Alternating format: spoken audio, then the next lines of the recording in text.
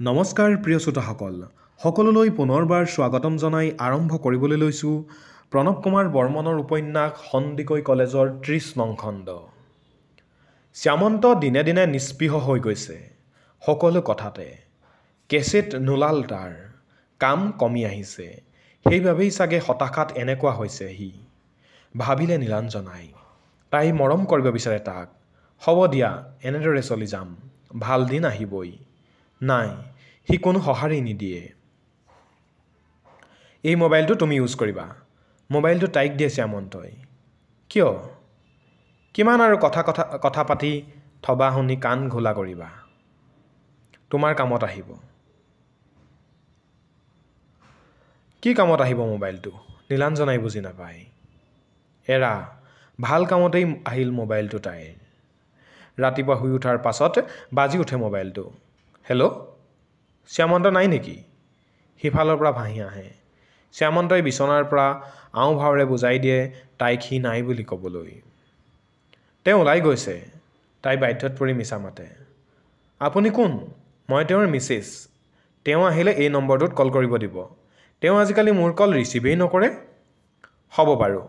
নীলাঞ্জনাই কলটো কাটি দিয়ে। বৰ কৰে মানুহবোৰে, শ্যামন্তই এনেই ক'লে। তুমি কল কিয় ৰিচিভ নকৰা? ৰিচিভ কৰি কি হ'ব? একো কামত নহা মানুহ। শ্যামন্ত ষ্টুডিঅ'লৈ ওলাই যোৱাৰ পিছত আকৌ কলটো আহিল। শ্যামন্ত? নহয়, মই তেওঁৰ মিছেছে কৈছোঁ। সি কলৈ গ'ল? তেওঁ ষ্টুডিঅ'লৈ গৈছে। বৰ ফাল্টু মানুহে। কথাষাৰ শুনি চক্ট হৈ গ'ল নীলাঞ্জনা। এনে এষাৰ কথা শুনিবলৈ পাই তাই প্ৰস্তুত নাছিল। কি হৈছে কওকচোন? থোকাথুকি মাতেৰে সুধিলে তাই। যোৱা ১.৫ বছৰ হ'ল, কেছেট নাই, টকাও নাই। ফোন কৰিলে দুনিয়াৰ মিছা কথাবোৰ কয়। আজিকালিতো ফোন ৰিচিভেই নকৰে। মই কিন্তু পুলিচক খবৰ দিম। তেওঁক ক'ম বাৰু মই। নীলাঞ্জনাই কলটো কাটিলে। কিবোৰ যে ঘটিব ধৰিছে, কিয় এনেকুৱা কৰিছে শ্যামন্তই? তাইক বিয়া কৰাই সি সমস্যাত পৰিছে নেকি? ৰাতি শ্যামন্ত অহাৰ পিছত তাই কথাটো উলিয়ালে। তুমি কেছেটৰ কামটো শেষ কৰি নিদিয়া কিয়? নকৰোঁ। তেনে মানুহৰ কাম মই নকৰোঁ। পইচা কিয় আনিছিলা তেনেহ'লে? ইমান কম পইচাৰে কাম হয় নেকি? আৰু পইচা লাগে বুলি ক'ব লাগিছিল। কৈছিলোঁ, দিব নোৱাৰে বুলি ক'লে। ইমান খৰচী কাম ১ লাখ টকাৰে কৰিব পাৰি নেকি? কিন্তু মানুহজনে যে পুলিচত কেছ দিম বুলি কৈছে, মোৰ ভয় লাগিছে। মই এইবোৰ খাতিৰ নকৰোঁ। এটা কাম নকৰা কিয়? কি? পইচাবোৰ ঘূৰাই দিয়াৰ ব্যৱস্থা নকৰা কিয়? নীলাঞ্জনাই লাহেকৈ ক'লে। ইমান টকা ক'ৰ পৰা দিম? কামটো নকৰা নহয়, চব খৰচ হৈ গৈছে। শ্যামন্তৰ কথাটো শুনি নীলাঞ্জনাৰ টেনশ্যন বাঢ়ি গ'ল। কি কৰা যায়? ৰাতি শুই থাকোঁতে ১২মান বজাত আকৌ মোবাইলটো বাজি উঠিল। কোন? শ্যামন্তই টোপনিৰ পৰা সুধিলে। সেই মানুহজনৰ ফোন, ৰিচিভ নকৰিবা। কেইবাবাৰো বাজি বাজি মোবাইলটো নবজা হ'ল। মোবাইলটো এতিয়া তাইৰ বাবে আতংক হৈ পৰিছে। ৰাতিপুৱা আকৌ ফোন কৰিব মানুহজনে। কি কৰা যাব? ৰাতি টোপনি নাহিল নীলাঞ্জনাৰ। শ্যামন্তই কিন্তু নাক বজাই শুলে। এই পুৰুষবোৰ একো কথাই চিৰিয়াছলি নলয়। শ্যামন্তই মোবাইলটো লগত নৰখাৰ কাৰণ তাই এতিয়াহে বুজি পালে। ৰাতিপুৱা শুই উঠি তাই মোবাইলটো অফ কৰিব বুলি ভাবিলে। কিন্তু তেনে কৰিলে মানুহজনে আকৌ কথাটো বেলেগকৈ ভাবিব পাৰে, পলুৱা বুলি ভাবিব পাৰে। অথচ কলটো ৰিচিভ কৰাৰ সাহসো তাইৰ নাইকিয়া হৈ গৈছে। কিমান আৰু মিছা কথা ক'ব? ৯মান বজাত শ্যামন্ত ওলাই গ'ল। এসময়ত দেৱতা বুলি ভবা মানুহজনক তাই যেন লাহে লাহে নিচিনা হ'ব ধৰিছে। কথাও কমকৈ কয় আজিকালি শ্যামন্তই। অৱধাৰিতভাৱেই ফোনটো বাজি উঠিল। তাইৰো বুকুখন ধপধপাই উঠিল। টেবুলৰ ওপৰত পৰি ৰিৰিয়াই বাজি থকা ফোনটো ধৰিবলৈ গৈ তাইৰ হাতখন যেন জঠৰ হৈ পৰিল। হেল্ল', কালি ৰাতি ইমান ফোন কৰিলোঁ, নধৰিলে যে? আৰু ই শ্যামন্ত কি ঘৰলৈ নাহেই নেকি? কিমান দিন আপোনাক ক'লোঁ, আপুনি তাক ফোনটো কৰিবলৈ ক'ব পৰা নাই? মই কিন্তু আপোনালোকৰ মিছা কথাবোৰ সহ্য নকৰোঁ। 420 কেছ দিম। তেতিয়া দুয়োজন ফচি মৰিব, জেলৰ ভাত খাব লাগিব। ইমান বেইমানি বেয়া কথা। আপুনি তিৰোতা হৈ এইবোৰত সহযোগ কৰাটো ভাল হোৱা নাই। উচ্চ স্বৰত মানুহজনে পৰা গালিবোৰ তাই কাণেদি সোমোৱা নাই। তাইৰ চকুৱেদি ধাৰাসাৰ পানী ওলাইছে। অপমানৰ জল। কি কৰিব তাই এতিয়া? শ্যামন্তইচোন কথাটোত গুৰুত্বই দিয়া নাই। তাই আলনাডালৰ পৰা শাৰী এখন টান মাৰি আনিলে। শাৰীখন পিন্ধোতে তাইৰ 5 মিনিটো নালাগিল।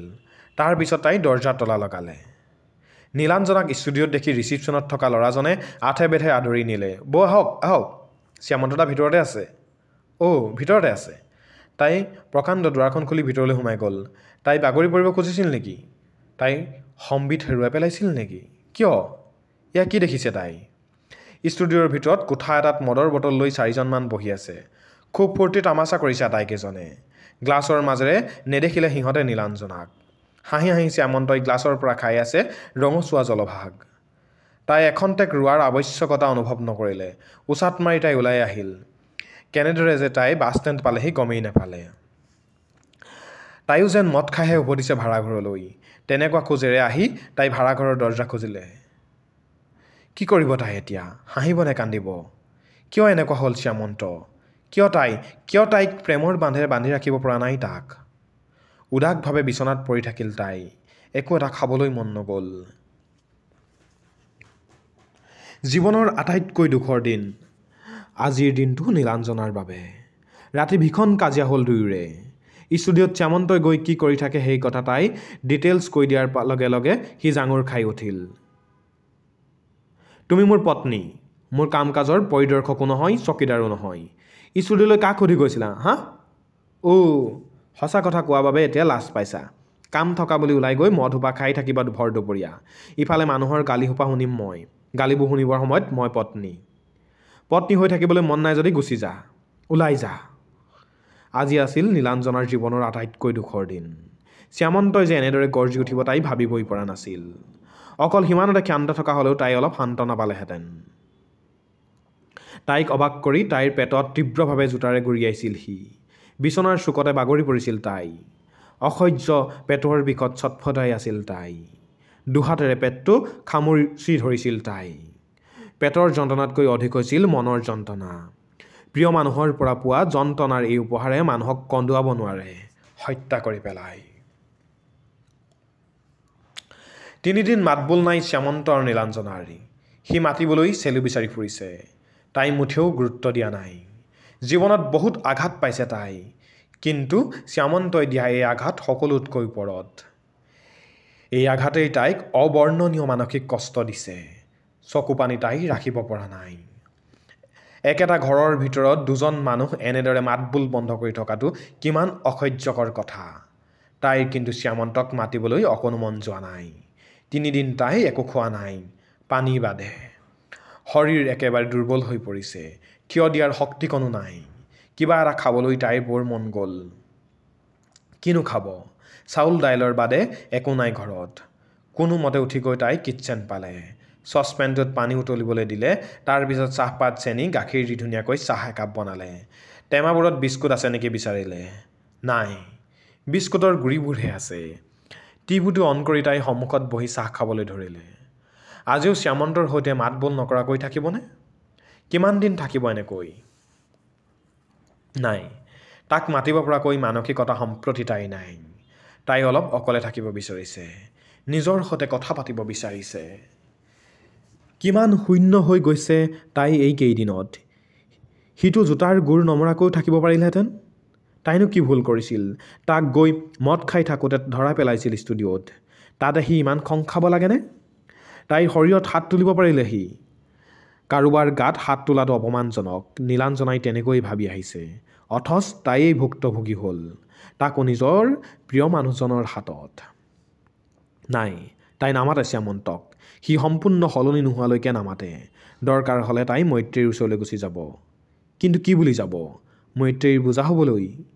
যদি আৰু কোনোদিনে শ্যামন্তই তাইক আনিবলৈ নাযায়, তেতিয়া কি কৰিব তাই? শ্যামন্তইতো তাৰ শেষ আশ্ৰয়। খঙত মাৰিছে। তাই ক্ষমা কৰি দিব তাক। সিও চাগে মনত আঘাত পাই আছে। ক'ত বা কি খাইছে সি? দৰজাত টোকৰ পৰিল। তাই গৈ খুলি দিলে। শ্যামন্ত সোমাই আহিল। বজাৰ কৰি আনিছে সি। মোনাখন কিটচেনত থলে। বেয়া পাই আছা নেকি? সিদিনা কি হ'ল মই নিজেই গম নাপালোঁ। চৰি, কেতিয়াও আৰু এনেকুৱা নহয়। তাই একো নামাতিলে। একদম চৰি, কি হৈ গ'ল জানো? মাফ কৰি দিয়া। তাই একো নামাতিলে। টিভি চিৰিয়েল চোৱাত মন দিলে তাই। সি গৈ তাইৰ কাষত বহিল।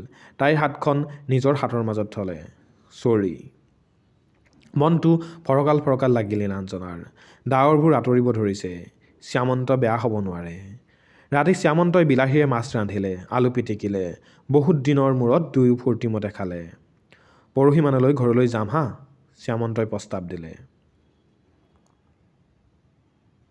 তুমিহে তাক কেনেকৈ চম্ভালিছা জানো, আমিতো তাৰ ওপৰত আশা বাদেই দিছিলোঁ। ঘৰখনক ধাৰৰ উপৰিও ধাৰত পোত খোৱালেহি। এতিয়াও মানুহ আহি থাকে। শাহুৱেকে ক'লে। কীবৰ্ড কিনিলে, গীটাৰ কিনিলে, চব ধাৰৰ টকাৰে। মানুহে সেই কীবৰ্ড লৈ নাহিলনে? বুইছা, তাৰ শনি এৰা দিয়া নাই। 18 বছৰ থাকে শনি মানুহৰ লগত। কীবৰ্ডখন লৈ গৈছে। শ্যামন্তইচোন নীলাঞ্জনাক কোৱাই নাই। শহুৰেকৰ ঘৰলৈ আহি তাইৰ মূৰটো গৰমহে হৈ গ'ল। অৱশ্য শহুৰেকৰ ঘৰখন ভাল, তাইক মৰম কৰে, কিন্তু শ্যামন্তক বিশ্বাস নকৰে। শ্যামন্ত কি দায়িত্বহীন পুত্ৰ? শ্যামন্ত জোৱাৰী, শ্যামন্ত ধৰুৱা, শ্যামন্ত উতনুৱা, শ্যামন্ত ফাল্টু। নীলাঞ্জনাৰ মন ভাগি যায়।